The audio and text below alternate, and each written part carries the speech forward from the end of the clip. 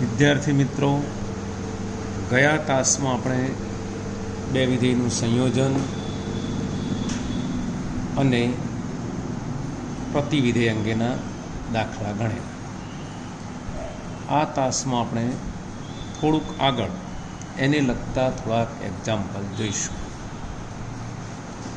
Example 1, આરથી R પરના વિધેયો F, જી, H માટે જો fx is equal two 7x plus 1, gx is equal two 2x minus 1 અને hx is equal two sin x હોય તો સાબિત કરો કે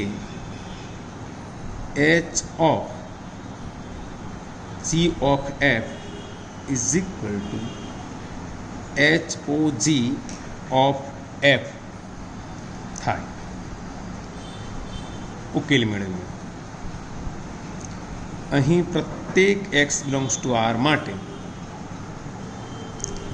h of g of f of x is equal to h of g of f of x is equal to h of g of fx નું સૂત્ર જે 7x plus 1 છે, 7x plus 1 is equal to h of g of 7x plus 1, gx નું સૂત્ર છે 2x minus 1, એટલે કે 2 પછી જ્યાં x છે ત્યાં 7x પ્લસ 1 લખીશું minus 1 is equal to h of 14x plus 2 minus 1 is equal to 14x plus 1 is equal to sine 14x plus 1. હવે HOG of f of x is equal to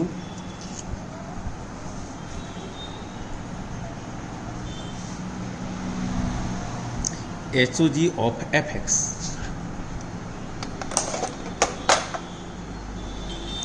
હવે fx નું સૂત્ર છે 7x plus 1, તો HOG of 7x plus 1 is equal to h of g of 7x plus 1 is equal to h of, હવે જુઓ gx નું સૂત્ર છે 2x minus 1,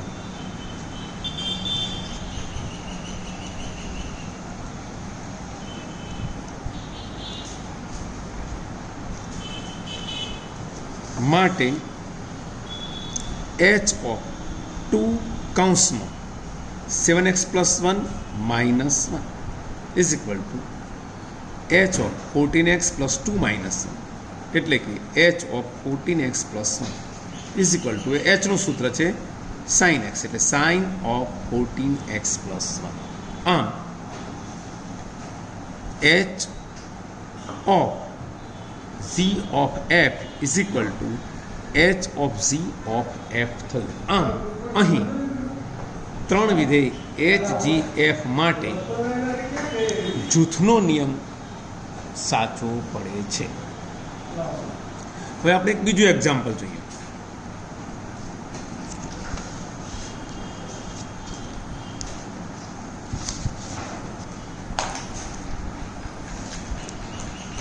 f from r to r fx બરાબર 3x plus 4, g from r to r gx is equal two 2x plus 7 દ્વારા વ્યાખ્યાયિત છે. તો સાબિત કરો કે f ઓફ g ઇનસ, એટલે કે f ઓફ g નું પ્રતિવિધેય બરાબર g ins of f ins, એટલે કે g નું પ્રતિવિધેય ઓફ f નું પ્રતિવિધેય, એટલે કે FOG નું પ્રતિવિધેય બરાબર f ઇનર્સ અને g ઇનર્સના પ્રતિવિધેયનું સંયોજન છે. યાદ રહે, અહીં FOG ઇનર્સ બરાબર f ઇનર્સ ઓફ g ઇનર્સ નથી. જોઈએ ઉકેલ. અહીં વિધેય FOG એ વ્યસ્ત સંપન્ન છે, કારણ કે FOG એક અને વ્યાપ્ત મળશે. હવે FOG inverse is equal to G inverse of F inverse સાબિત કરવું છે.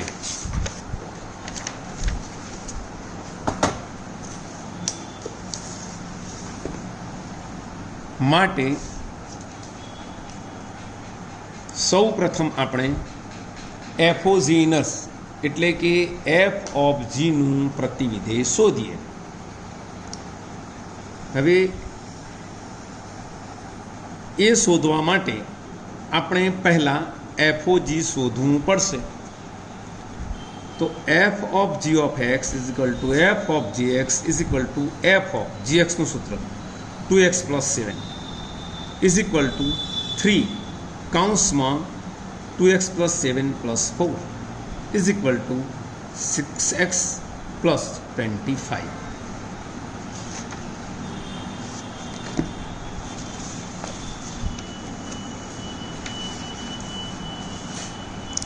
હવે આપણે એફઓજીનું પ્રતિવિધેય મેળવવું છે.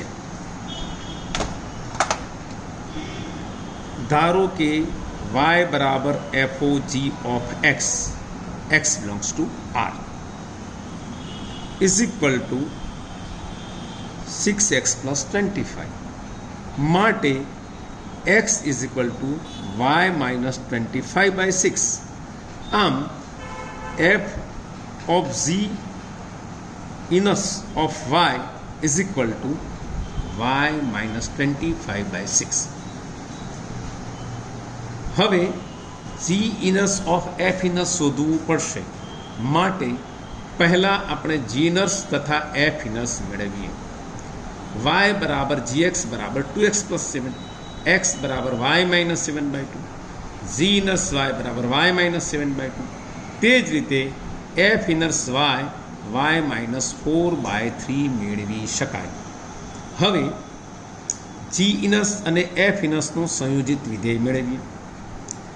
જી inverse of F inverse of X is equal to G inverse of F inverse x.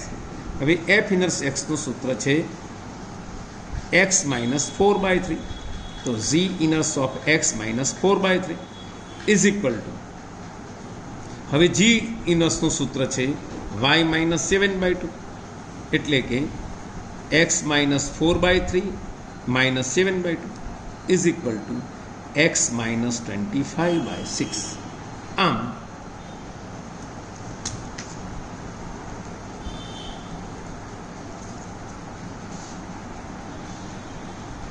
પરિણામ 1 અને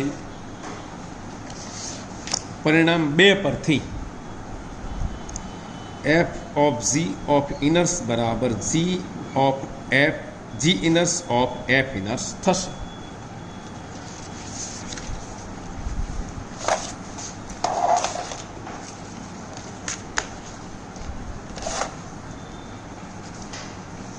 વળી આપણે એક વધારે એક્ઝામ્પલ લઈએ.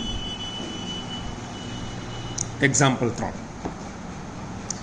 વિધેય F from X to Y વ્યસ્ત સંપન્ન હોય તો સાબિત કરો કે એફનું પ્રતિવિધેય અનન્ય છે. ઉકેલ જોઈએ. પહેલાં તો આપણને F from X to Y વ્યસ્ત સંપન્ન આપેલું છે, એટલે એ નિશ્ચિત છે કે એફ એ એકક અને વ્યાપ્ત છે જ. હવે ધારો કે એફને G1 અને G2 એમ બે પ્રતિવિધેયો અસ્તિત્વ ધરાવે છે. G1 અને G2 એફના પ્રતિવિધેય હોય તો વ્યાખ્યા અનુસાર એફ ઓફ G1 બરાબર એફ ઓફ G2 બરાબર વાય, એટલે કે વાય પરનું તદેય વિધેય થાય. હવે પ્રત્યેક Y belongs to capital Y માટે F of G1 of Y બરાબર F of G2 of Y બરાબર I Y of Y is equal to Y થાય. અર્થાત F of G1 of Y બરાબર F of G2 of Y implies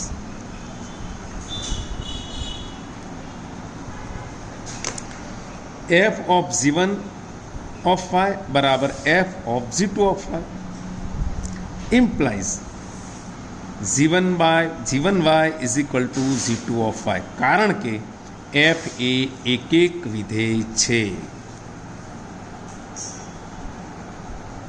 फरीथी F of G1 of Y बराबर F of G2 of Y implies G1 of Y is equal to G2 of Y कारण के F ए एक विधेय छे।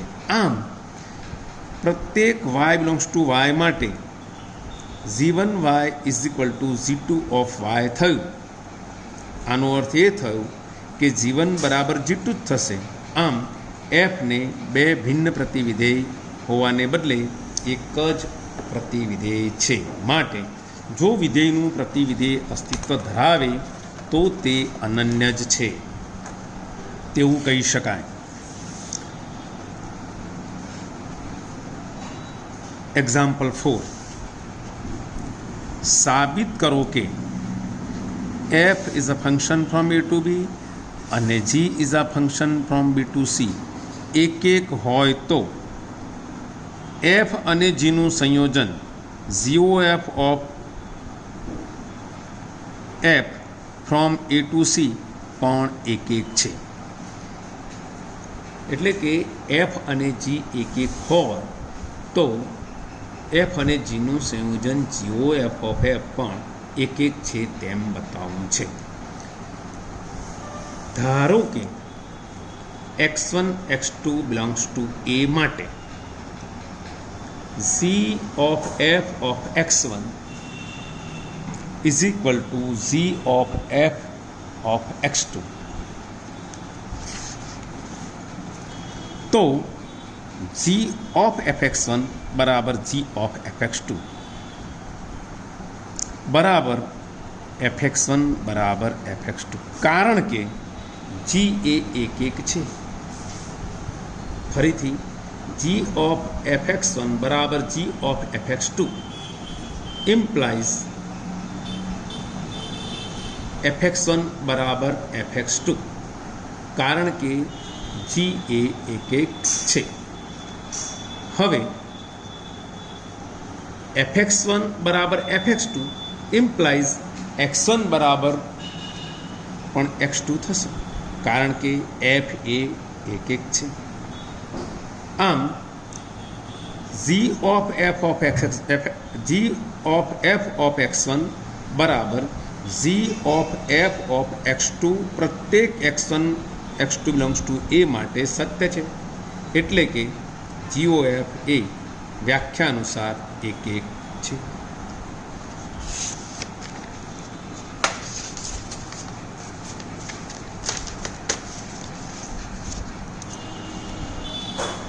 हवे एक विधेय माटे थोड़ी वधारे बाबतो जोईए। गण ए बराबर ABCD छे तो ए थी ए परना तमाम एक विधेयोनी संख्या शोधो। अहीं पहलो घटक ए प्रदेश गणनो माटे FA बराबर सहप्रदेशना ABCD पैकी कोईपण घटक लई शकाय। एटले के FA बराबर A पण लई शकाय, B पण लई शकाय, C पण लई शकाय, D पण लई शकाय, कोई पण एक घटक लई शकाय। हवे FB नी वात आवे त्यारे FB बराबर FA माटे जे घटक पसंद कर्यो छे चार पैकी ते सिवायना 3 घटक पैकी कोई पण एक घटक होई शके। एटले के FA नी पसंदगी माटे 4 घटक छे જ્યારે FB नी पसंदगी माटे 3 घटक थशे। हवे ते ज रीते FC बराबर FA FB सिवाय ना जे 2 घटक बाकी छे ते पैकी कोई पण एक घटक लई शकाय। एटले के FC नी पसंदगी 2 रीते थई शके। आ ज रीते FD नी पसंदगी FD बराबर जे घटक लेवानो छे ते FA FB FC में लेवायेला सिवायनो એક જ ઘટક બાકી રહ્યો તે મળી શકે. આમ એફએની પસંદગી 4 રીતે, એફબીની 3 રીતે, એફસીની 2 રીતે અને એફડીની 1 રીતે થઈ શકે. એટલે કે આવા કુલ શક્ય ક્રમચયો 4 ગુણ્યા 3 ગુણ્યા 2 ગુણ્યા 1 એટલે કે 4 ફેક્ટરિયલ બરાબર 24 થશે. આ જ વાતને થોડીક વ્યાપક રીતે જોઈએ. જો એફ એ થી બી પરનું વિધેય હોય અને પ્રદેશગણ એના સભ્યોની સંખ્યા n અને બીના સભ્યોની સંખ્યા m હોય. અહીં n અને m એ શૂન્ય સિવાયની ધન પૂર્ણાંક છે. હવે જો n is less than or equal to m તો એ થી બી પરના કુલ m ફેક્ટોરિયલ એક વિધેયો મળે. 2 જો n is greater than m હોય તો આવું એક પણ એક વિધેય શક્ય નથી.